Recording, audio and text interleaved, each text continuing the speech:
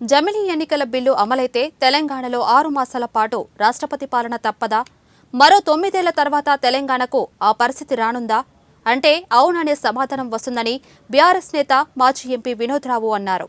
ప్రస్తుతం కేంద్ర ప్రభుత్వం పార్లమెంట్లో ప్రవేశపెట్టిన రాజ్యాంగ సవరణ బిల్లు 2029లో జరిగే పార్లమెంట్ ఎన్నికల తర్వాత అమల్లోకి రానుంది. అంటే అప్పటి వరకు అసెంబ్లీ, పార్లమెంటు ఎన్నికలు ప్రస్తుతం ఎలా జరిగాయో అలానే జరుగుతాయని బీఆర్ఎస్ సీనియర్ నేత మాజీ ఎంపీ బోయిన్పల్లి వినోద్ కుమార్ తెలిపారు. ఈ బిల్లు ప్రవేశపెట్టబడ్డది. మరి ప్రభుత్వము ఎయిమ్స్ అండ్ ఆబ్జెక్ట్స్ లో వాళ్ళు చాలా స్పష్టంగా ఏం చెప్తారంటే ఖర్చుతో కూడుకున్నది. 5 సంవత్సరాలొకట లోక్సభకి, వివిధ రాష్ట్రాల శాసనసభలు 5 సంవత్సరాలొకట వివిధ సందర్భాలొకట ఎన్నికలు జరుగుతూనే ఉన్నాయి.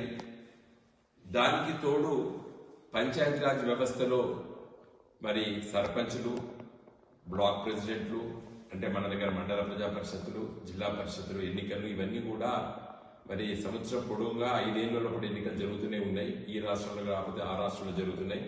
ఖర్చుతో కూడుకున్నది.